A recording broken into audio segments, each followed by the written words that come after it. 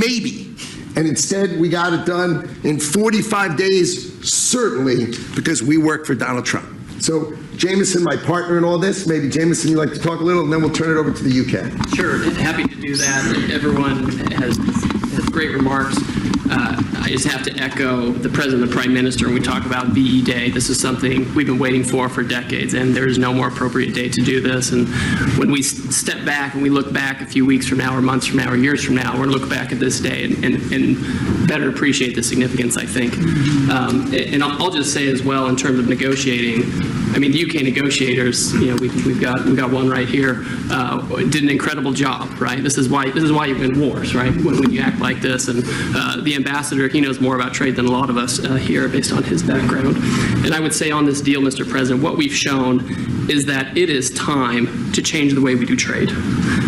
People said we couldn't do a global tariff. We did a global tariff. They said no one would want to deal with us. People want a deal. They said no one give offers. You saw that stack of offers I showed you yesterday of all those countries. They said we wouldn't get deals, and here we are with a deal with the 6th largest economy. We've agreed to have fair and reciprocal trade, and we've done it in record time. Thank you very much, sir. Great job. Thank you, sir. Mr. Ambassador, please. Well, Mr. President, thank you very much indeed in hosting us this morning. And thank you very much indeed also for that very typical 11th hour intervention by you with your phone call to the President, demanding even more out of this deal than any of us expected. So thank you for that. The Prime Minister was delighted, obviously, to take that call later tonight.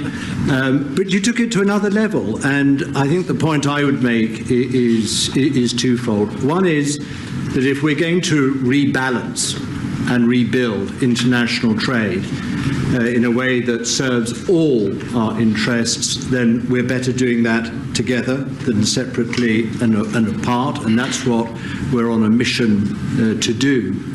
But secondly, you've done what you said you would do. You said to the Prime Minister when he came and we visited in the Oval that you would do a good trade deal with the United Kingdom, that you would do it at pace, and that we would be first. And you have delivered that. You know, you've been true to your word. So thank you very much indeed for that. For us, it's not the end. It's it's the end just of the beginning. I mean, there is yet more we can do in reducing tariffs and trade barriers so as to open up our markets to each other even more than we're agreeing to do today.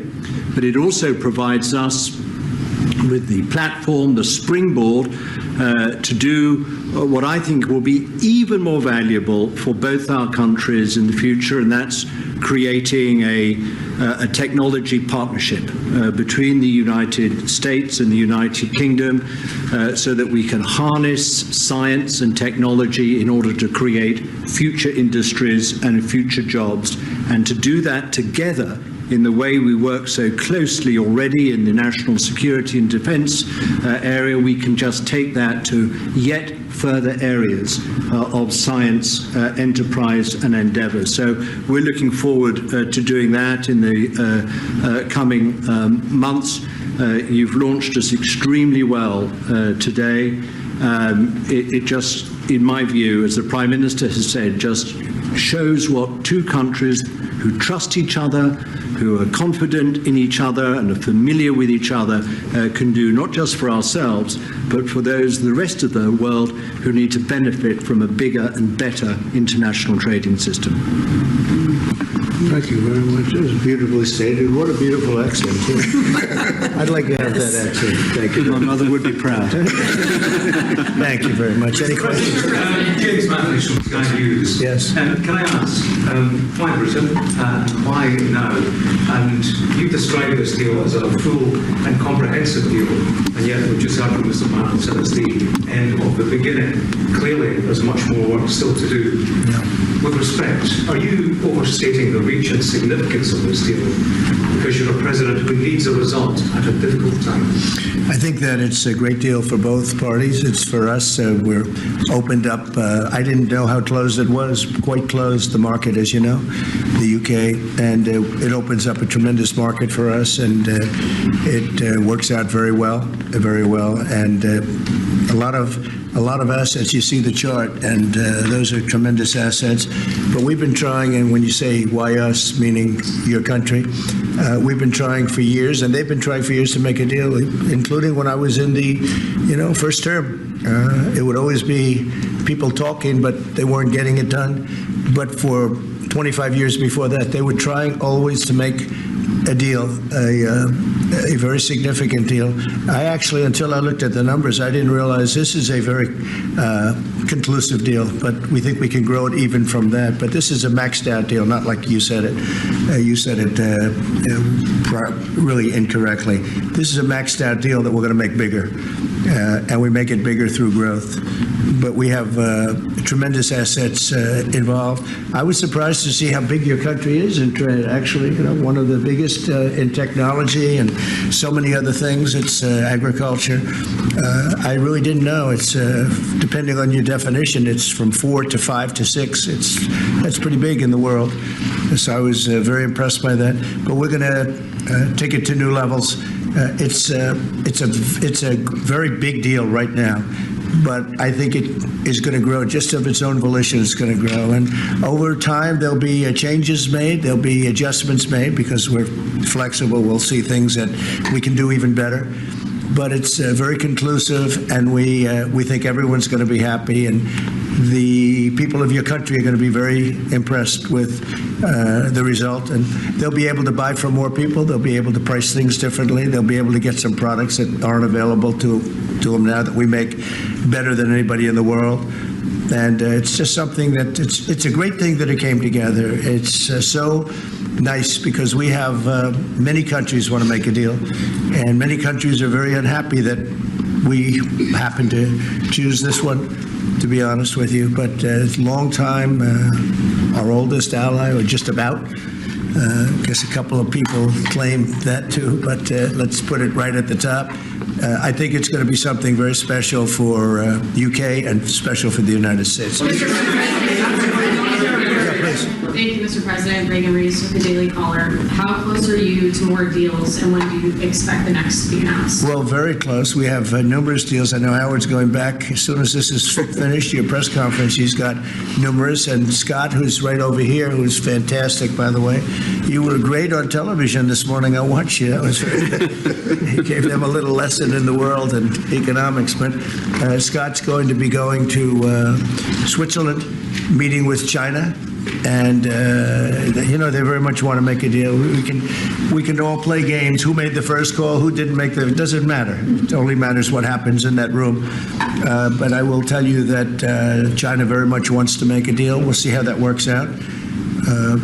Every country throughout the last 40, 50 years has literally ripped off the United States on trade, on military, on protection, on all the different things. And we are now making fair deals. And in this case, it's great because we really weren't very much involved. You have the European Union, which is, I think you made the right decision years ago. I don't know if you remember, I was opening up Turnberry the day that you were voting. And they asked me, would it happen or would it not happen? I said, no, I think they're going to go their own separate way. I think it's better for them. And they did. I think it's going to end up being a very smart decision. But a big part of that decision was always that you'd be able to make a deal with the United States. And they were unable to do that. But now they made it. And it's a tremendous, it's very important. That was always a big part of your decision on Brexit. And they were never able to make that deal. It was a tough one. And this one it's amazing with time. This one just went very smoothly, went quickly and smoothly, and a lot of common sense, as I like to say. There's tremendous common sense, but it's going to make your country much bigger in terms of trade, and it's going to make our country much bigger in terms of trade, too. Yes, sir. Okay, go ahead, behind you, and then we'll get you. BBC. Thank you, President. You mentioned You're with who? the BBC. Oh, good. Very nice. They treat me beautifully. You mentioned beef exports. The UK currently doesn't accept American beef because of its own food standards. Are you calling on the UK to accept all American beef and chicken products? Well, I think they'll take what they want. We have plenty of it. We have every type. We have every classification you could have. As you know, Bobby Kennedy is doing a tremendous job, and he's, I think, probably heading toward your system with no chemical, no this, no that. I mean, I think we're heading that way. It seems to be.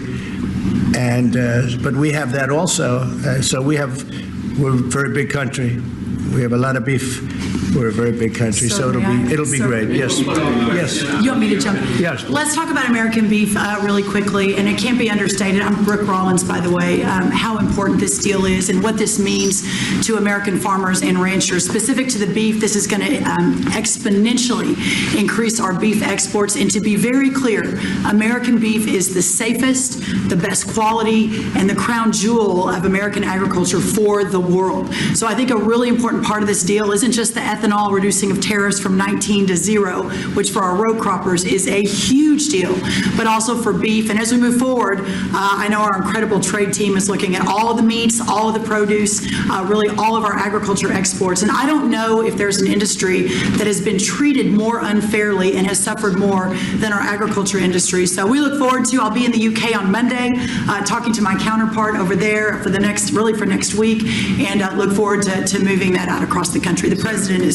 I think we can say that we have the best in the world, best tractors, the best everything in the world, and they say that our agriculture is, second to none. You understand, and it'll be a great asset. People are going to be able to have options, choice, and they'll have more of it, and that usually means lower prices. How about we'll do you and then you? Go ahead. Question for the Italian TV, Daniele Compatangelo, LA7 to Italian Content Media. So congratulations for the deal. We see a big revenues from the chart. But what's the rest of Europe? It's a victory day, but other European countries, it seems like... We intend to make a deal with Europe. We have found that the European Union treated us extremely unfairly, very difficult, and hurt themselves in doing so. And they very much want to make a deal. We'll be dealing with them. We are dealing with them currently. So that'll cover pretty much the rest of it. But this was separate because of Brexit in particular. This was a separate deal. It always seems so natural. I mean, all the media would say that this seemed to be like, why did this happen 25 years? Why didn't it happen a long time ago? And it was always amazing to me. Somebody would say, hey, we got to make a deal. We have to make a deal. But this deal just fell into place. The Prime Minister did a fantastic job. His representatives are total professionals, and they got along well. And it just seemed to work. And I think one of the reasons it did is because we blew up the whole system. If we would have just been dealing with you separately or, country by country, we blew up the whole system. It was very fair to very unfair to the United States. And I think because of that, this worked out so nicely, and I'm honored that it was the first deal. Please. Sir, you mentioned... Well, why don't you go in the back? Yes. Oh, thanks, sir. I'm with the London Times. I would say this is a great day for James Bond because now Aston Martins will be available to American buyers. Will it be even better by extending it to film? You've talked about a big tariff on films, and we'd like to know if there'd be relief on British... Well, we're going to have a discussion on that separately, and as you know, we're putting tariffs on that particular film, he said, the movie makers, and we're going to be doing some tariffs to get them because a lot of them have left this country.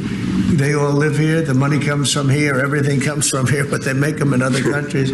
So we're going to do something to bring them back, maybe to a large extent. But James Bond has nothing to worry about that, I can tell you. James Bond. And Sean Connery was a friend of mine. Sean Connery was responsible for my getting zoning in Aberdeen. He said, let the bloody bloke build his golf courses. I was like 4 years into the process, and it was impossible in Aberdeen. And he just stood up one day and he said that. As soon as he said that, I got the approvals in about 2 minutes.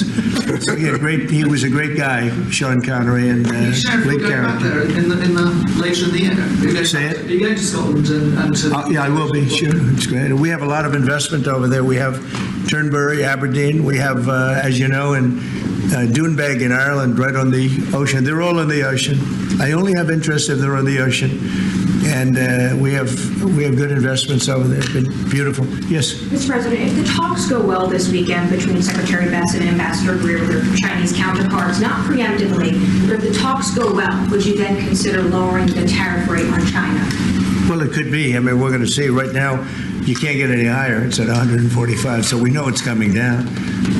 I think we're going to have a very good relationship. You know, I always got along very well with President Xi. That relationship was greatly disturbed by COVID when COVID came in, but we get along very well now. I mean, the relationship was hurt with a lot of people, a lot of countries when COVID came in.